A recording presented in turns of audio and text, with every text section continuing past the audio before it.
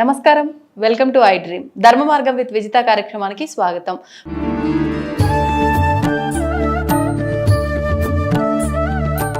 నమస్కారం గురుగారు. శ్రీమాత్రే నమః. శ్రీ గురుభ్యో నమః. గురుగారు, శని త్రయోదశి ఇప్పుడు మనకు ఏప్రిల్ 26వ తారీఖున వచ్చే శని త్రయోదశిని మనం ఏ రకంగా ఉపయోగించుకోవచ్చు? ఆ రోజు ఎటువంటి విధి విధానాలు ఆచరించాలి? శనివారం త్రయోదశి నాన్న. శనివారం చాలా మంది శని శని శని అనుకుంటారు. అసలు ఏ శనివారం అయినా సరే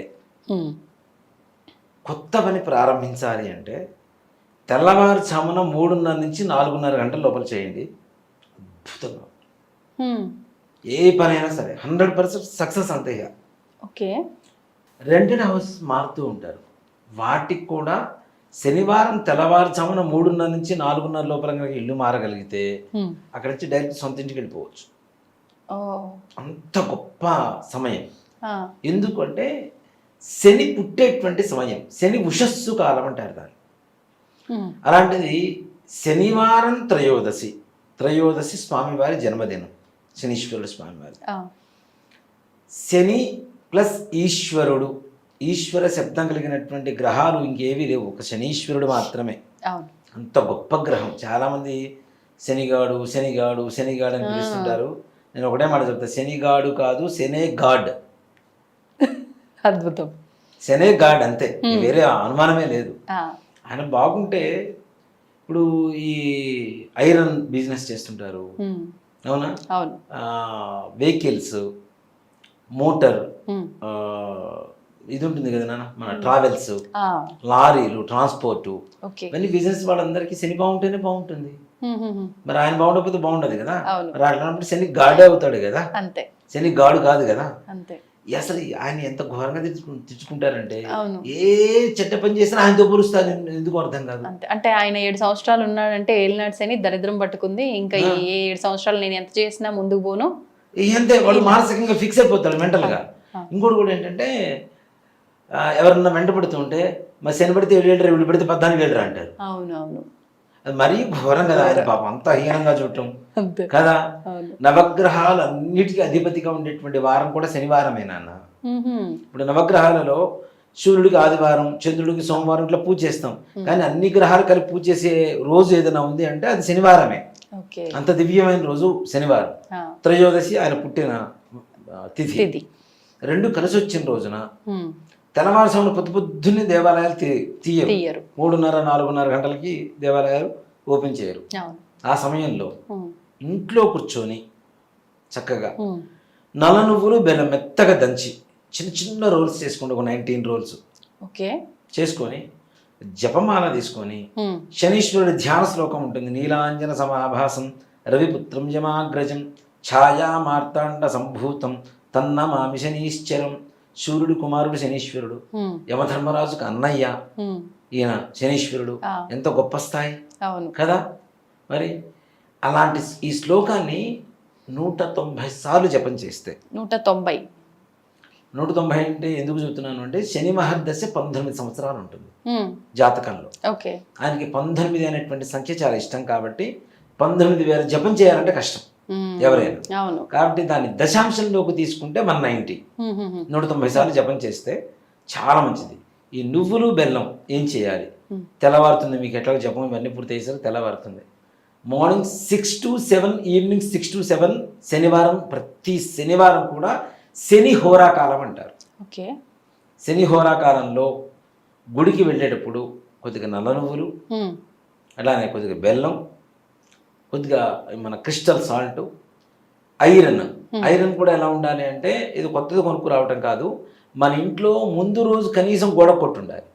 గోడ కొట్టేసిన మేకు కావచ్చు, ఏదైనా సరే పాతవేన అది తీసుకొని, నల్లటి వస్త్రం తీసుకొని, నువ్వుల నూనె తీసుకొని, ఇవి తీసుకొని గుడికి వెళ్ళండి.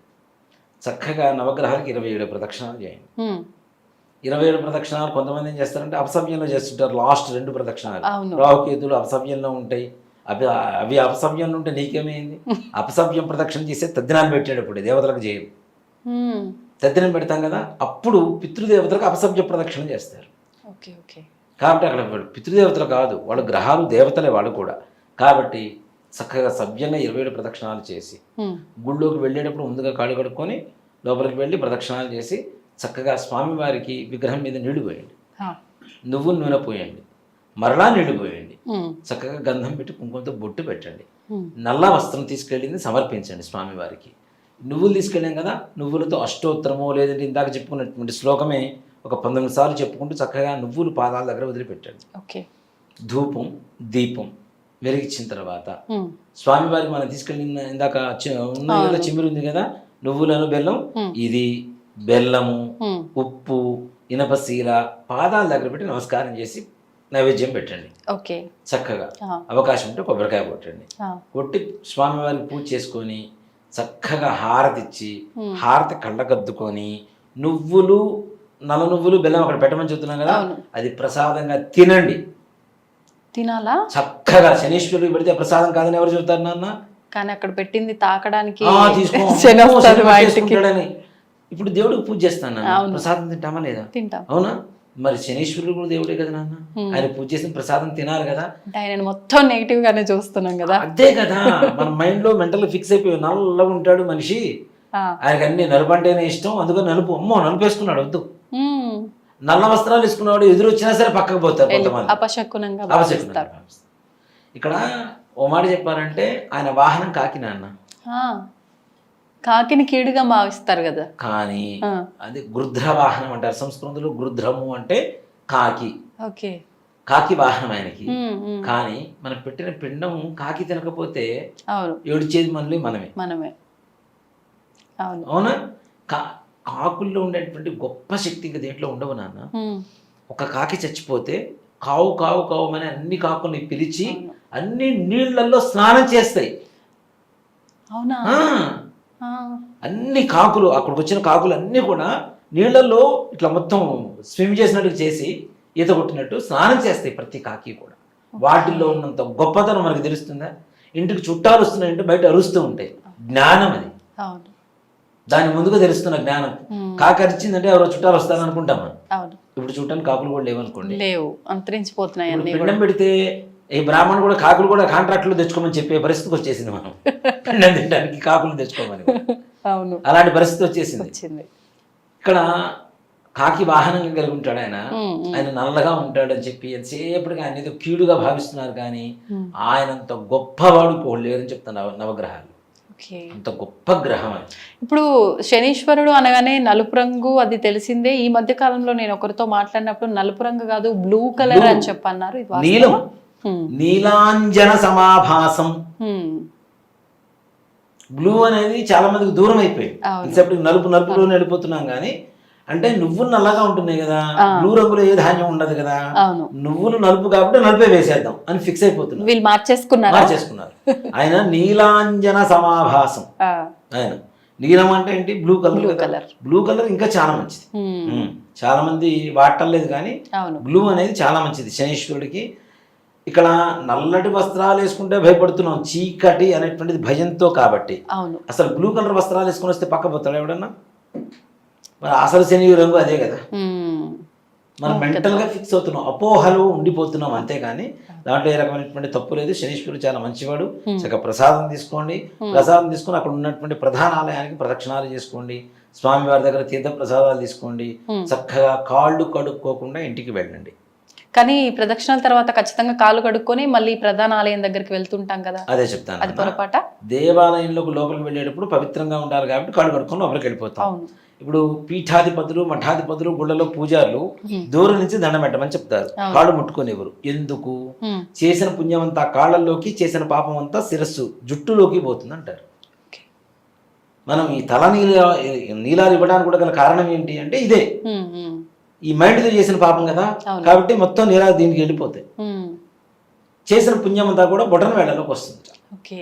అందుకని స్వామీజీలు ఎవరు ముట్టుకొనివ్వరు మనం, అవును. వాళ్ళు చేసుకున్న తపోశక్తి మొత్తం దాంట్లోనే ఉంటుంది కాబట్టి. ఉమ్, ఉమ్, మరి వచ్చిన పుణ్యాన్ని కాళ్ళు కడుక్కుంటే ఎక్కడ వస్తుంది చెప్పండి మనతో పాటు? అంతే కదా. అవునా?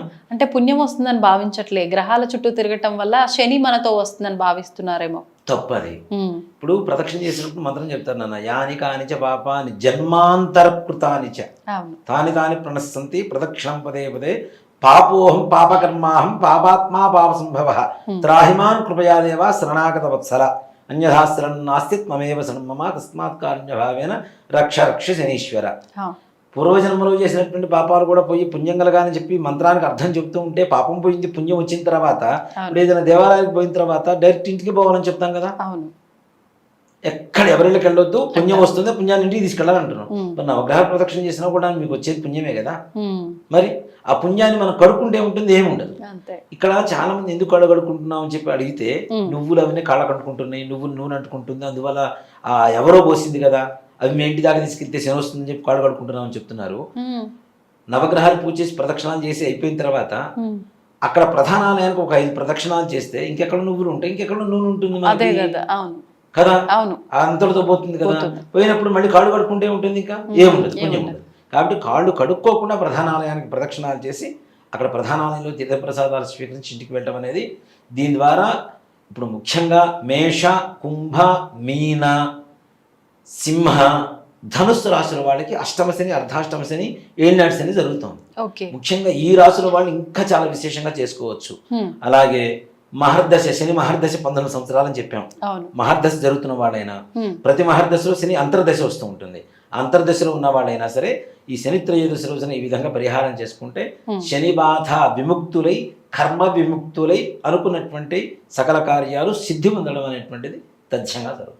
ఓకే, ఇప్పుడు మీరు అన్నట్టుగా ఈ ఏలినాటి అష్టమ శని, అర్ధాష్టమ శని అన్నారు కదా, ఇది ఉన్న వాళ్ళు ప్రత్యేకించి ప్రతి శనివారం కూడా ఇలా నవగ్రహాల ప్రదక్షిణ లాంటివి చేయొచ్చు అంటారా? చాలా మంచిది అన్న. నవగ్రహాలకి శనివారమే కాదు, ప్రతినిత్యం చేయడం కూడా మంచిదే. కాకపోతే నవగ్రహాలకి సాయంకాల సమయంలో చేస్తుంటారు చాలా మంది, అది తప్పు. సాయంకాల సమయంలో సూర్యాస్తమయం తర్వాత నవగ్రహ పూజ నిషేధం. కాబట్టి ఉదయం పూటనే చేయాలి, పగటి పూటనే చేయాలి. మనం సాయంత్రం దాకా భోజనం చేయకుండా ఉన్నాం కదా, భోజనం చేస్తాం, మనం భోజనం చేస్తాం, దేవుడికి నైవేద్యం పెడతాం. మనం స్నానం చేసిన వెంటనే, ఇప్పుడు భోజనం చేసిన వెంటనే స్నానం చేస్తామా? చేయం కదా. స్నానం చేసిన తర్వాత భోజనం చేస్తాం, సరే పరిసమాప్తి, అంతే కదా. ఆయన మహానైవేద్యం పెట్టిన తర్వాత నీళ్ళు ఎట్లా పోస్తాం మళ్ళీ మనం? నూనె ఎట్లా పోస్తాం? దానికి విశ్రాంతి వద్దా? ఆయన నిద్ర లేస్తేనేమో నిద్ర లేచాడు మమ్మల్ని చంపుతున్నాడు అంటారు, మనమే ఆయన నిద్ర పోనీయకుండా సాయంత్రం కూడా చేస్తున్నాం కదా.